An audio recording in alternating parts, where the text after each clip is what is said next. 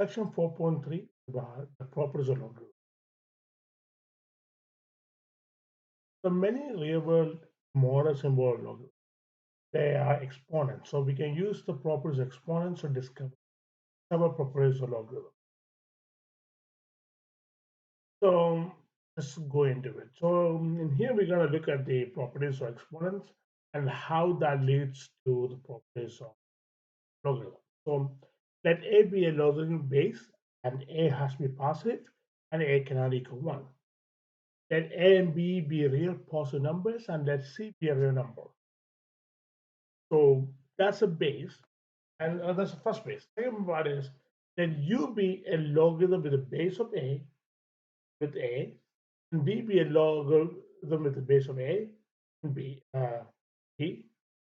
So that means a raised to u means a raised to b means b.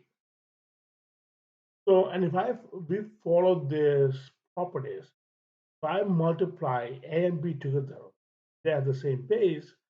Since a is a to u, b is a to b, we could rewrite a and b as a to u times a to b. That's the same thing as writing a to u logarithm a with a to u plus b. You sum of the exponents, similar to the properties in exponents. That will give you this cancel out to give you u plus b. So you get logarithm a base of a plus logarithm a plus b. That that's uh, kind of combining the properties of exponents and logarithms together. So when we just look at the properties of logarithms, if you have a multiplication of the logarithm with the same base, you can rewrite it as a sum. So if a and b is multiplied with the same base, then we can rewrite it as logarithm a of a with base a plus logarithm a of b. It's the same thing for very similar for Finnish division. You rewrite it as a fraction. When it's an exponent inside the logarithm, we could take out the exponent to the front of the entire thing as a coefficient. So in here, logarithm a raised to c becomes c times logarithm a. So let's look at what this means. Evaluate each expression. Log base 6 of 4 plus logarithm of base 6 9. Well, this is a plus. That means we could rewrite it as a multiplication. Expressions in there the same base. So we write it as logarithm of 6 base 6 times 4 times 9. You get logarithm of 636. The answer is going to be 2 because 6 squared will give you 36. In here, you have the logarithm of the base of 3 and it says 9 raised to 35.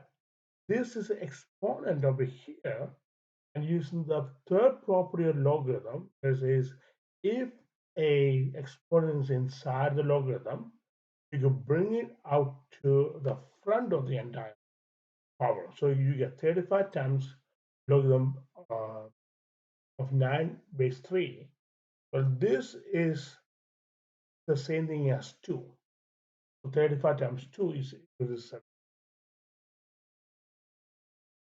Look at the last one. You have a logarithm 100 of base 2 minus logarithm same basis 2, so 100 minus logarithm 16 minus logarithm 50.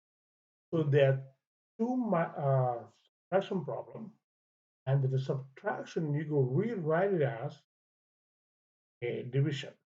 So I rewrote the first part as a division.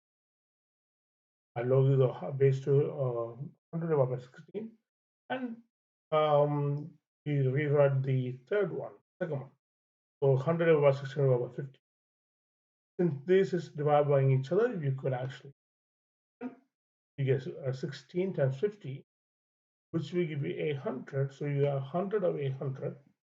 To reduce that, you get 1/8.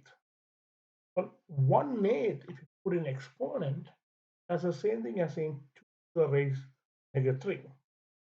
Since this is the base 2 and your a in here is the same, these can cancel out. These will be negative. So you could expand the logarithm expression. So writing logarithms of products or quotient are some sort of different. So basically, if you have a logarithm that's multiplied or divided, you can rewrite the entire thing as a addition and subtraction. Basically, you're going to use a property to replace the left side with the right side. So let's look at an example. So expand each logarithm expression as much as possible. The first one is log of x times y. So here, since we don't have a base given, we could assume they are base 10. This is a multiplication problem. According to the properties, if it's multiplied, it's the same thing as you get logarithm of x plus logarithm of y. In here, logarithm of 3 of x times logarithm of 3x minus 1. In here, we cannot combine them together because it's always a if it was x times x minus 1, then we could write like this.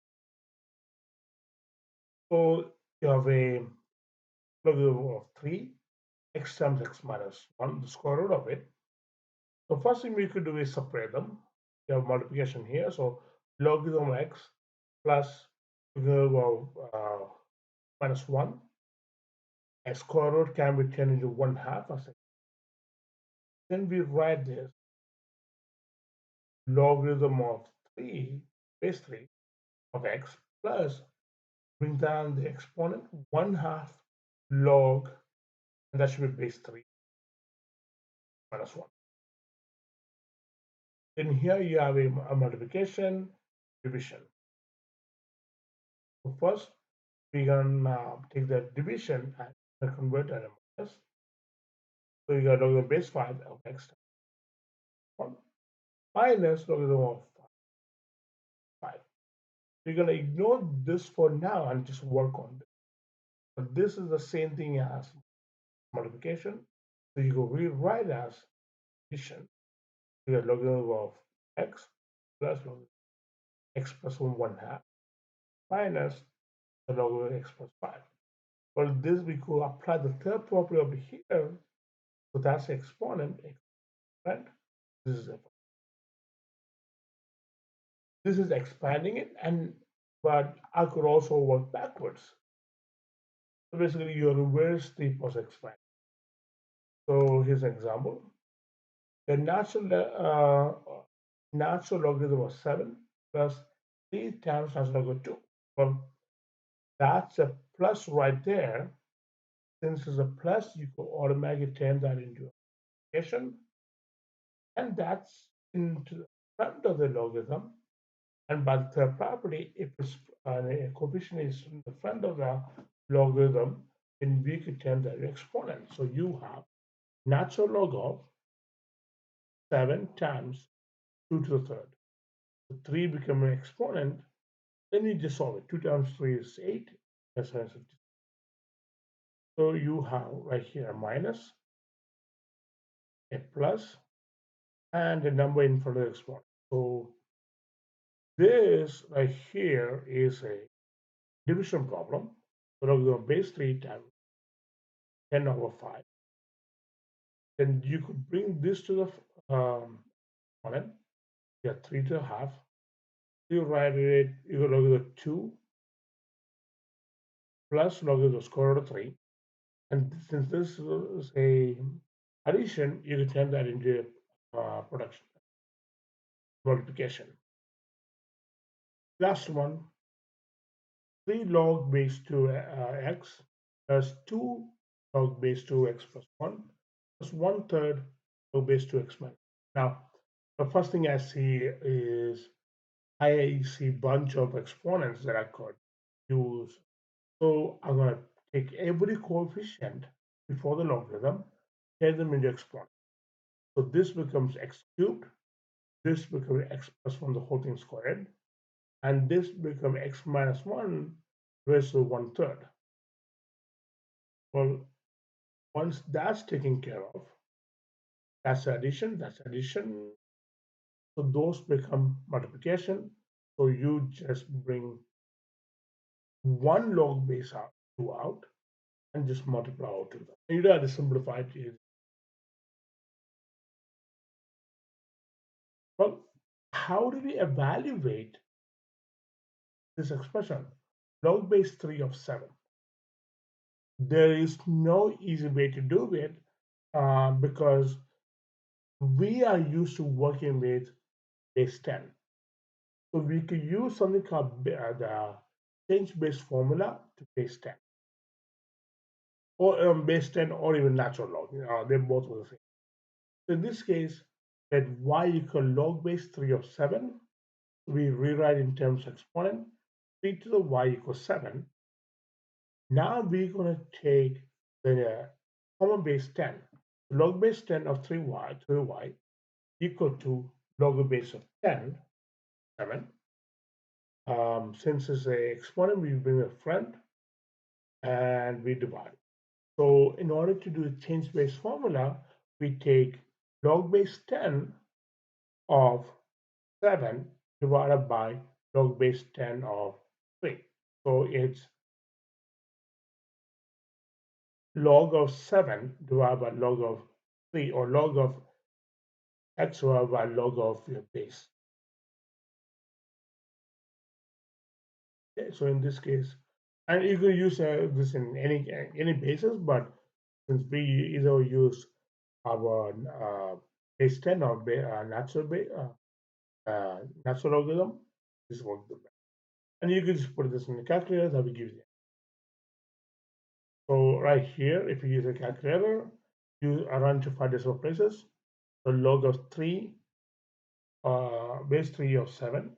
Basically, you can put log of 7 divided by log of 3. And if you give you about 1.77124, you can also use natural log of 7 and divided by natural log of 3. So log base 2 of 535, log of 535 divided by log of 2, you get 9.0634. You actually get 9.06395, but you round it off.